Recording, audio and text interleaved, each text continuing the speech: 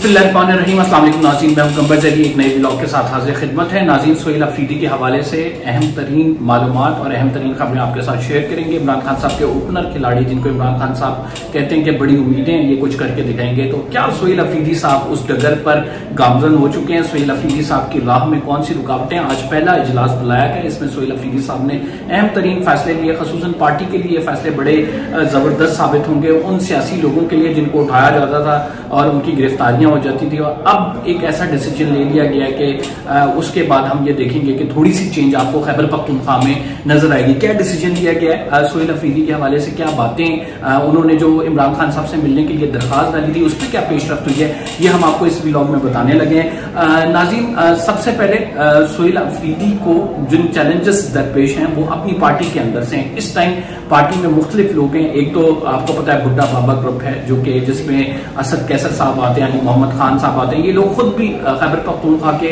वजीर आला की कुर्सी के चाहत रखते थे, बनना चाहते थे। तो इनकी जानिब से जो चीजें की जा रही हैं वो सोहेल अफरीदी के लिए राह में रुकावटें बन रही हैं, कुछ ना कुछ किसी न किसी सतह पर। मैं आपको ये पूरी तस्दीक के साथ बता रहा हूं कि इस टाइम सोहेल अफरीदी के हवाले से वो जो कमेटी की खबर थी कि उनके ऊपर एक पॉलिटिकल कमेटी बना दी जाएगी और वो पॉलिटिकल कमेटी फैसले करेगी, ये एक बहुत ही वसूब जराए से मैं ये कह सकता हूं कि ये पार्टी के अंदर से एक सीनियर तरीन लीडर की जानिब से ये कहा गया और कहा गया कि जो सोहेल अफरीदी साहब हैं वो अकेले फैसले नहीं करेंगे और उनके ऊपर एक कमेटी बना दी जाएगी और वो कमेटी जो रिकमेंडेशन देगी फिर उसके फैसले करेंगे। और जब मीना खान साहब, जो कि सोहेल अफरीदी के इस टाइम चीफ पॉलिटिकल एडवाइजर हैं, उनसे हमारी बात हुई, मैंने आपको उस दिन बताया था, मैं अपने शो में भी उनको जो है मदऊ किया था। तो उन्होंने कहा कि इमरान खान साहब ने ये बात कैटेगोरिकली की है कि सारे फैसले जो हैं सोहेल अफरीदी साहब लेंगे, उनके फैसले कोई और नहीं लेगा और वो अपने ये तमाम चीजें करने में आजाद हैं। तो यानी पीटीआई के अंदर से ही ऐसे लोग अभी इस टाइम मौजूद हैं जो कि सोहेल अफरीदी की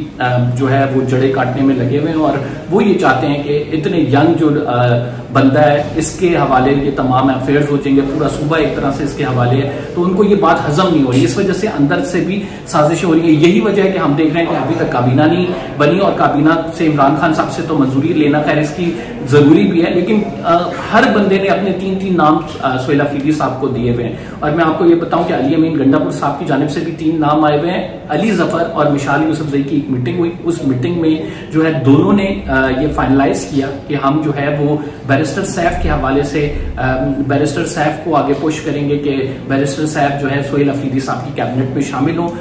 ये मीटिंग करके सलमान अकरम राजा के पास वो गए। सलमान अकरम राजा साहब ने जो है इस मीटिंग के हवाले से बैरिस्टर सैफ के हवाले से इमरान खान साहब से पूछा। इन दोनों की, अली जफर साहब और मिशाल यूसुफजई साहिबा की ये राय थी कि जो बैरिस्टर सैफ हैं उनको ना सिर्फ कोई मिनिस्ट्री दी जाए बल्कि इंटीरियर का चार्ज भी उनके हवाले कर दिया जाए।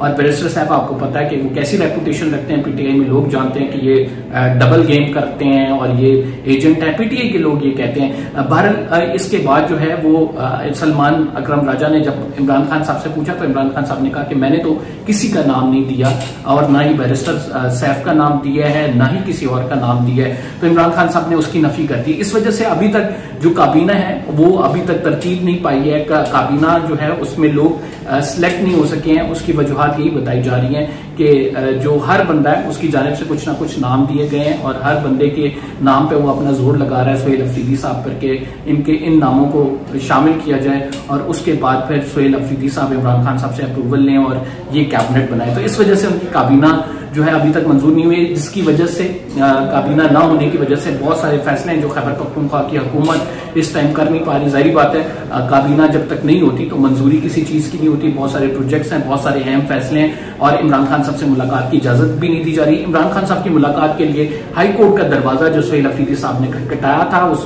दरखास्त पर एतराजात लग गए थे। जो अली बुखारी साहब हैं पीटीआई के वकील, उन्होंने इन एतराजात को पे आज दलाइल दिए हैं, वो एतराजात दूर कर दिए गए हैं। अब जो है सुप्रीम हाई कोर्ट की जानिब से एक नोटिस जारी कर दिया गया फरीकैन को और उसमें सुप्रिटेंडेंट अडियाला जेल भी हैं, आईजी भी हैं और पीटीआई की यही दरखास्त है कि सोहेल अफरीदी साहब जो हैं वो मिलना चाहते हैं अपने pattern in chief Imran Khan साहब से, ताकि अपनी आगे की पॉलिसी हदायत ले सकें। तो कुछ दिनों में आप ये डेवलपमेंट एक्सपेक्ट कर सकते हैं कि हाई कोर्ट से अगर ऑर्डर आ जाता है तो इमरान खान साहब से सुहेल अफरीदी की मुलाकात कराई जा सकती है। इससे कबल सुहेल अफरीदी ने यह ऐलान कर दिया कि वो किसी भी अहम फैसले में उसका हिस्सा नहीं बनेंगे। आपको पता है कि विफाक में एक मीटिंग हुई जो खैबर पख्तूनख्वा पनाह गुज़ीनों के हवाले से थी। सुहेल अफरीदी साहब उसका हिस्सा नहीं बने, मुजम्मिल असलम साहब ने उसमें शिरकत की और वहां पे आर्मी चीफ समेत तीनों जो वज़रा आला हैं वो मौजूद थे, लेकिन सुहेल अफरीदी साहब नहीं थे। और उन्होंने यही कहा कि जब तक इमरान खान साहब से मीटिंग नहीं होती, पार्टी पॉलिसी नहीं मुझे पता, तो मैं आगे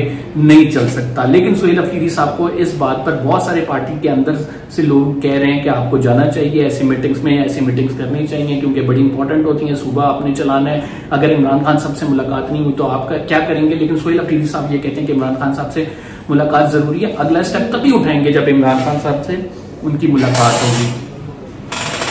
तो नाज़रीन, एक और जो बड़ी न्यूज है वो हाई कोर्ट से तो मैंने बता दी कि आज जो सुहेल अफरीदी साहब ने फैसले लिए हैं उसके हवाले से भी आपको बता देता हूं। एक तो आपको पता है कि सियासी लोगों की गिरफ्तारियां होती थी और ये इन गिरफ्तारियों की वजह से जो है वो उनको इवन ये होता था कि अली अमीन गंडापुर के दौर में तो अली अमीन गंडापुर के ऑफिसेस के आगे से लोगों को उठा लिया जाता था, फिर उनको अदालत में प्रोड्यूस किया जाता था, फिर अदालत में प्रोड्यूस करने के बाद उनकी बेल्स लगती थी और होता गया था 9 मई के मुकदमात में उठा लिया गया। अब सुहेल अफरीदी ने आके सबसे पहला जो काम किया है वो 3 MPO ऑर्डर के तहत गिरफ्तारियों के हवाले से पाबंदी लगा दी और उन्होंने कहा किसी भी शख्स को सियासी वर्कर को उठाया नहीं जाएगा, 3 MPO के तहत कोई गिरफ्तारी नहीं होगी, ना ही कोई मुकदमा दर्ज किया जाएगा। ये कन्फ्रंटेशन का एक बहुत बड़ा फैसला है जिसमें हम ये देखते हैं कि 3 MPO को कहां से यूज किया जाता था, थ्रू ब्यूरोक्रेसी एस्टैब्लिशमेंट यूज करती थी और फिर उसके बाद उस शख्स की गिरफ्तारी हो जाती थी, उसको उठा लिया जाता था, उसको गायब कर दिया जाता था, फिर उसे अदालत में प्रोड्यूस किया जाता था,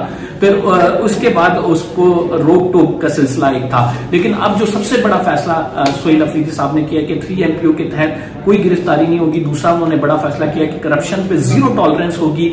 तीसरा बड़ा फैसला उनका ये है कि अरशद शरीफ के नाम पर एक वो university journalism school of investigation कायम करने जा रहे हैं कि वो जर्नलिज्म स्कूल बनाएंगे, एक यूनिवर्सिटी बनाएंगे जो अरशद शरीफ के नाम पे होगी।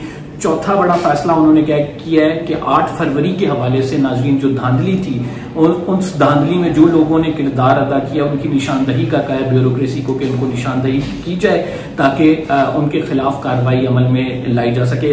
दूसरी तरफ उन्होंने उन लोगों की तारीफ भी की है कि जो इस तमाम मामले में आप ये कह सकते हैं कि गैर जानिबदार रहे और उन्होंने एस्टैब्लिशमेंट का कहानी माना, जिसकी वजह से पीटीआई की आज हुकूमत खैबर पख्तूनख्वा में हम ये देख रहे हैं कि भारी अक्सरियत है। अब एक बात बड़ी वाज़ेह है, बड़ी क्लियर है, वो ये बात है कि खैबर पख्तूनख्वा के फैसले जो हैं वो सुहेल अफरीदी ने करने हैं। सुहेल अफरीदी इमरान खान साहब की लाइन पर चल रहे हैं, वो इमरान खान साहब के अलावा किसी से हदायत नहीं ले रहे। तो हमें कुछ दिनों में कन्फ्रंटेशन की पॉलिसी भी नजर आ सकती है और जो कि बड़ी भारी पॉलिसी हो सकती है। उसकी वजूहत ये है कि सुहेल अफरीदी साहब जिरगे की बात करते हैं, वो किसी ऑपरेशन के हामी नहीं है। इमरान खान साहब किसी ऑपरेशन के हामी नहीं है। वो कहते हैं कबायली अमायदीन को साथ लेकर चलना है, हमने कोई ऑपरेशन नहीं होने देना। जबकि दूसरी जानिब हमें खैबर पख्तूनख्वा के हवाले से विफाक की और एस्टैब्लिशमेंट की एक अलग पॉलिसी नजर आती है और वो कह रहे हैं कि ऑन गोइंग ऑपरेशन जो है वो जारी रहेगा। किसी ग्रैंड ऑपरेशन की बात नहीं होती, लेकिन ऑन गोइंग ऑपरेशन उन्होंने कहा कि वो होते रहेंगे।